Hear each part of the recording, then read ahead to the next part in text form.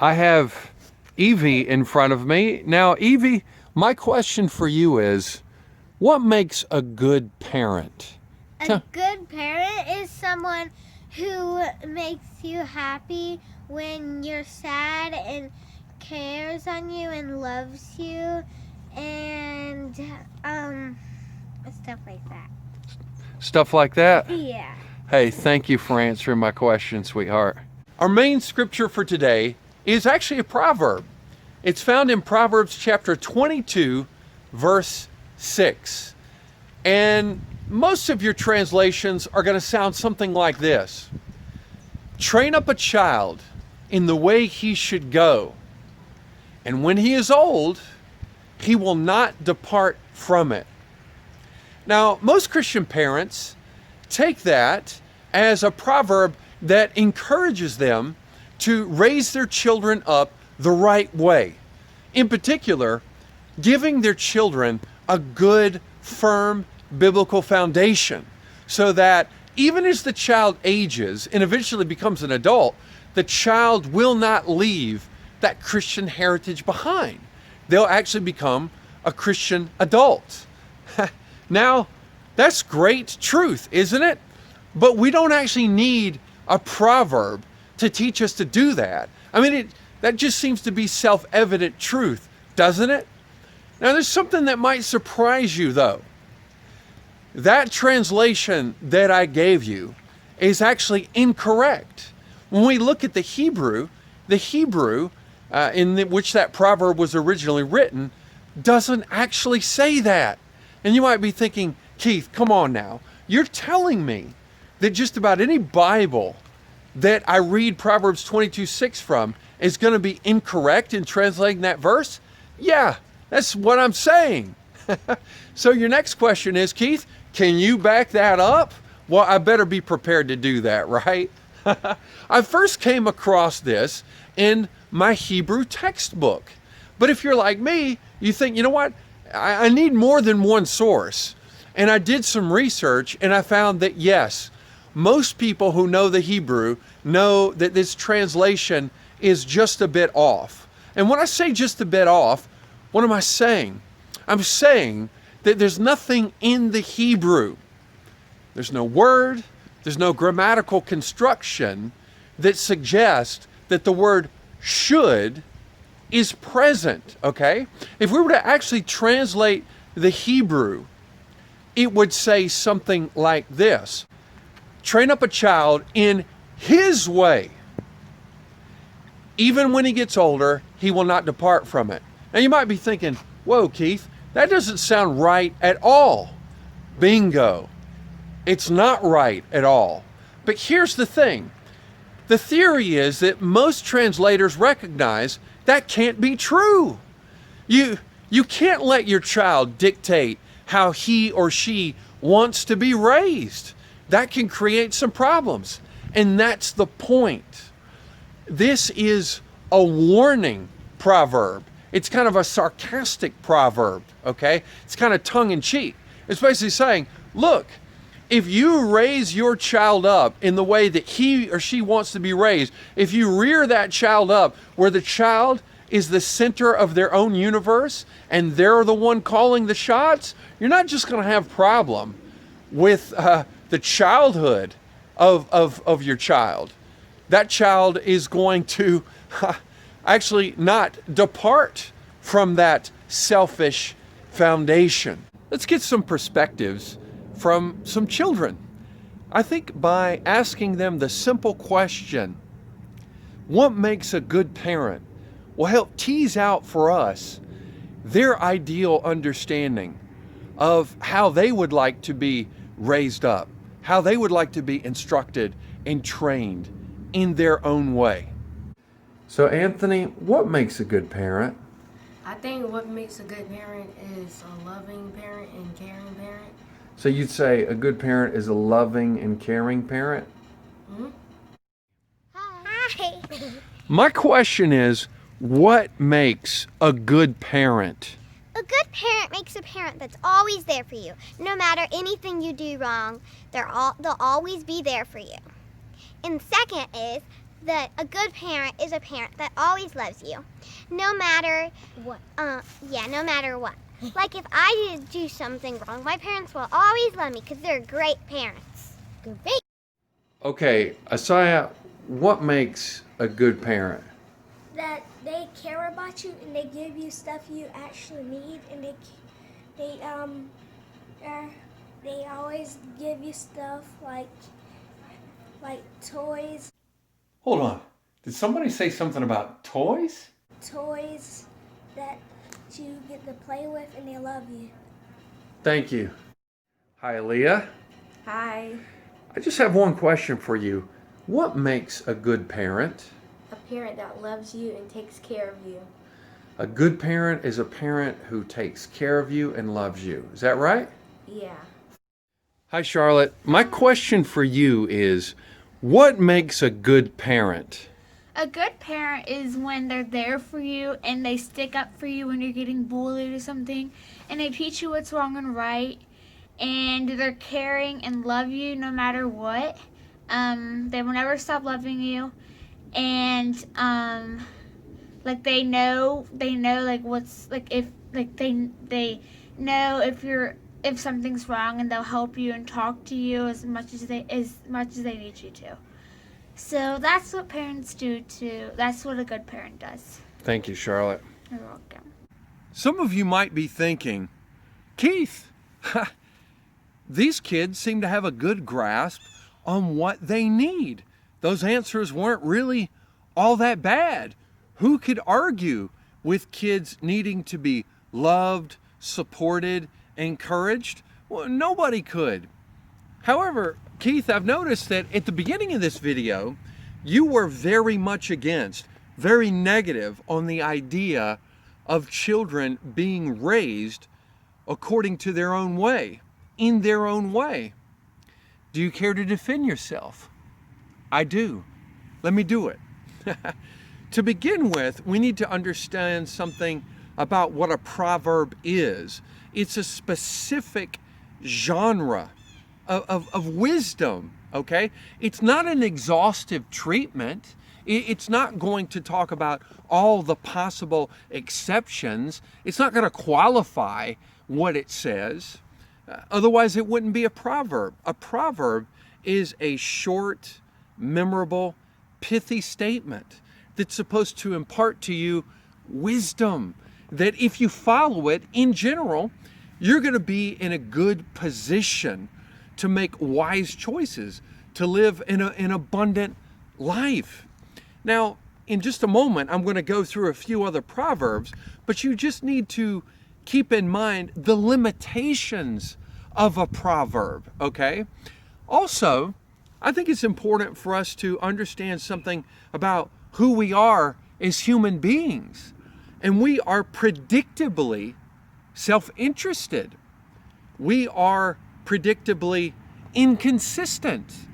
Let me explain, because this does affect children, and if we're honest and humble, we would say that it affects adults as well.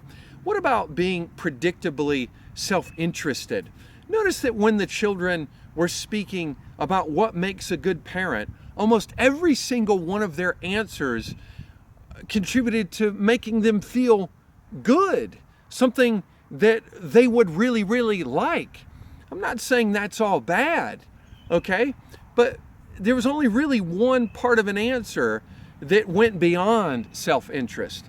That was when Charlotte was speaking about parents helping you understand the difference between wrong and right. But notice none of the kids spoke up and said, you know what? I need a parent to give me more structure. I could use some more discipline in my life. They're not thinking about that. Why? Because structure and discipline isn't fun. It doesn't necessarily make you feel good, even though it's good for you. It's kind of like medicine. Medicine doesn't always taste good, but we have to have the long view and understand that it's going to produce something good for us in the long run. In addition to that, we are predictably inconsistent. If I would have asked these kids an additional question, if I would have said, hey, is it a good idea for us to eat healthy, to have a more balanced diet and get some consistent exercise, every one of the kids would have said, oh, yes, of course. However, would they really follow through on it if they were tested on that belief? How many of those kids, if you offered them an additional slice of cake or an extra 3 chocolate chip cookies, they'd say, actually, you know what? 1 is enough for me. Thank you very much. I don't want to overeat here. None of them would do that.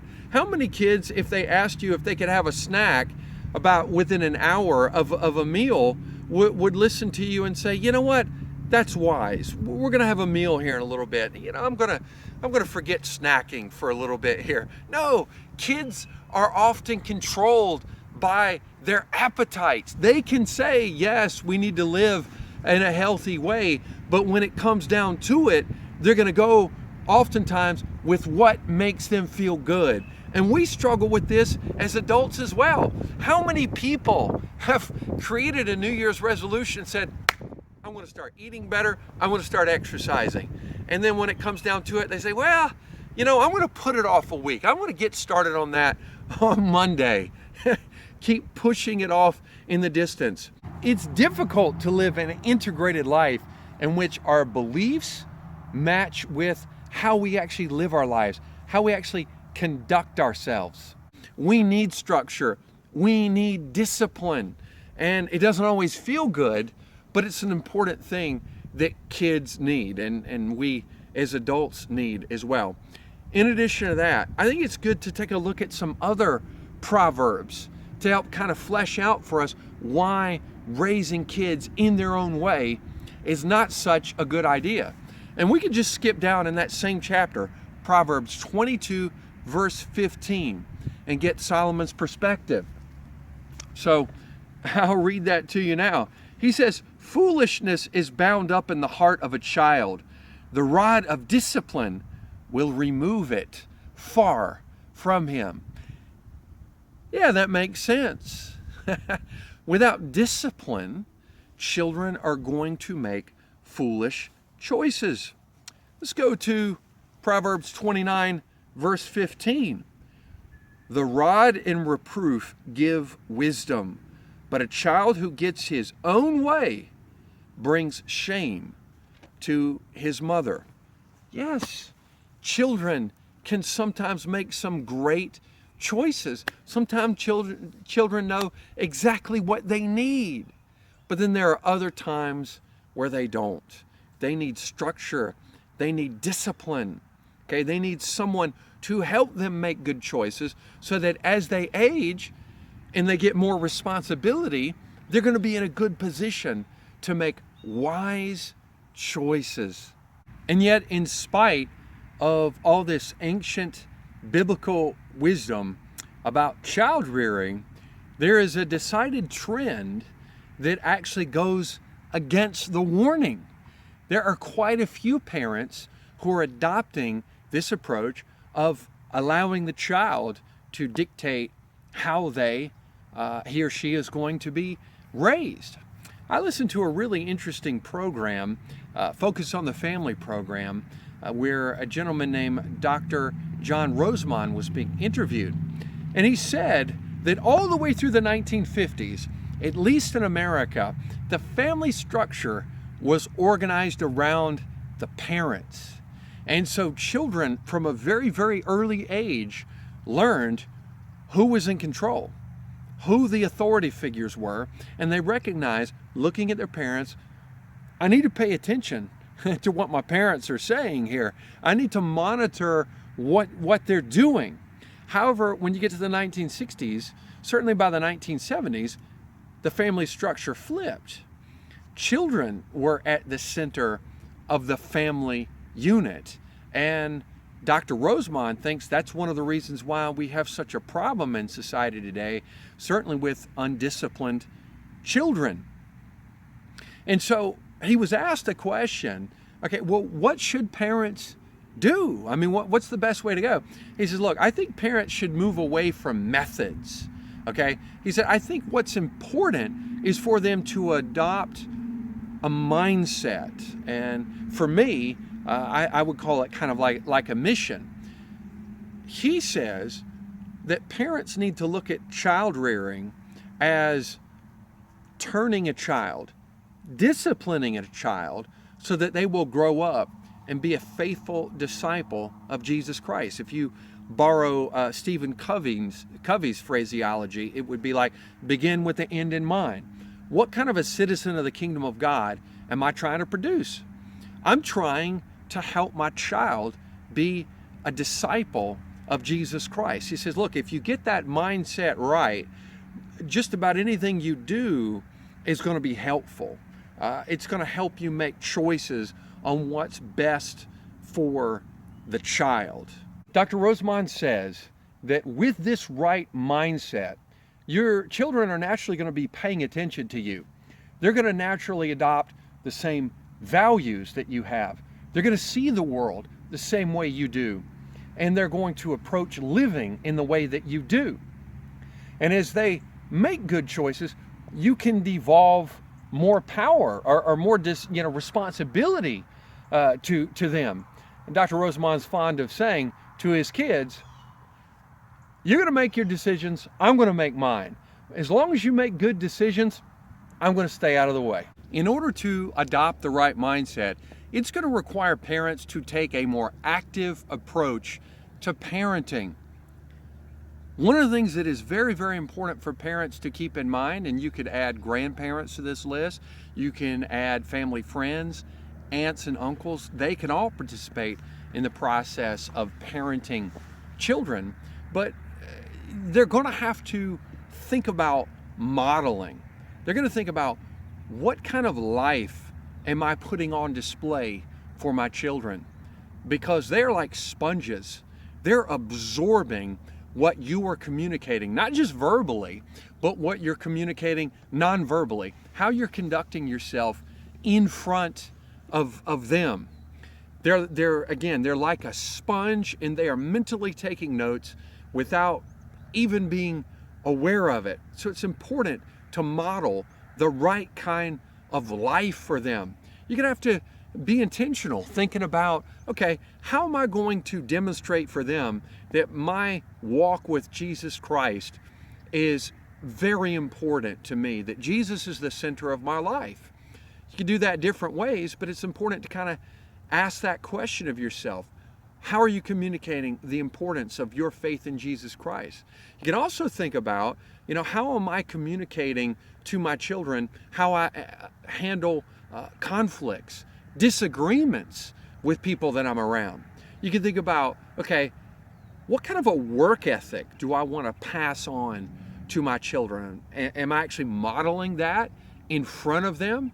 You could also try to think about, how can I model what it means to be responsibly independent? Kids are watching, they're paying attention. I have a friend in his 70s, and he told me the other day about how one of his granddaughters came over to the house and was spending some time with him, and she had something to say about her mother. So this young granddaughter was sitting on his lap, and she turned to him and she said, "Granddad." He's like, "What?" She said, "Your daughter uses the S word when she's mad." And so my friend wanted to be kind of positive and all that. He said, "Oh, no, surely she doesn't do that." His granddaughter looked up at him and said, "Yes, she does." Kids are paying attention. And while I said it can be helpful to have grandparents and aunts and uncles and other family friends help you in the parenting process, I want to hasten to add that you can't export your parenting responsibilities. You are the gatekeeper. You've got to be careful regarding who and what your children are exposed to. Dr. Rosemond goes on to say that he doesn't think it's a good idea for parents to allow their children to have their own passwords. You should always be able to monitor what they have been viewing. If you don't want your preteen daughter to dance in a very sexually suggestive manner, you can't just let her watch any TikTok video that she wants. You've got to be very careful in monitoring, again, what your child is exposed to, because the wider culture, social media, Hollywood is very careful in what it's communicating, sometimes very overtly, sometimes very subliminally, but it is up to you. You are the gatekeeper regarding what your children are exposed to. You got to be very active in thinking about that. I've already mentioned the importance of discipline, so I'm not going to belabor it, but it is critical that you as the parent discipline your children. And when I speak of discipline, I think of communicating clearly your expectations, setting down firm, fair boundaries, and so that when your child crosses those boundaries, you discipline them appropriately. Never discipline out of anger, though. That is lashing out when you do that. Don't do like what we've seen a lot of parents do, who give a warning, who give another warning, and the child continues to transgress that boundary. Go beyond it over and over. And then eventually the parent gets so frustrated, they explode in anger. Again, that is not discipline. You need to be calm, and you need to just discipline your child appropriately so that they know what to expect. It's going to help them feel safe. And it's also going to put them in a position when you discipline them so that as they age and become a teenager and eventually adult, they're going to be able to discipline themselves. And my final point, I don't think I can overestimate the importance of you praying with your children daily.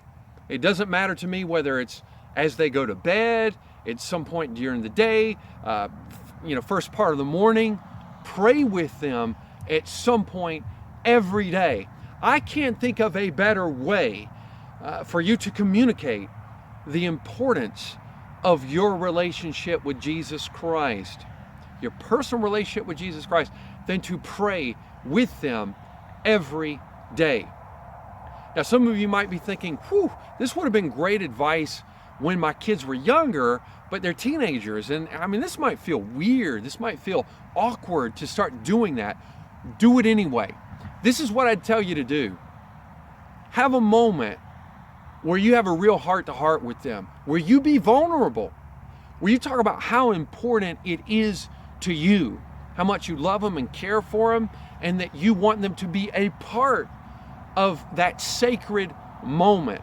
I think by sensing the gravity of how you feel, how strongly this is to you, I think they'll be respectful, and I think they'll join you in prayer. They might not want to pray out loud to begin with.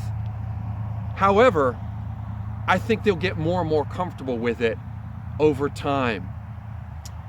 I don't have a scientific study to back this up, but just from my own experience, I have seen kids who grow up with parents who are praying with them on a regular basis grow up to be more comfortable, even before they reach their teens, of praying publicly in front of their peers. So I think that's a wonderful gift that you can give your children, but pray with them daily. I'm with you, parents. I'm praying for you. It is not easy to be a Christian parent these days. The deck is stacked against you, certainly as a Christian parent, whereas Western Europe and the United States becomes more and more post-Christian. But be an active parent and take heart. You have the Holy Spirit living inside of you, and from Him you can get the wisdom and the strength that you need. So God bless you, and take care.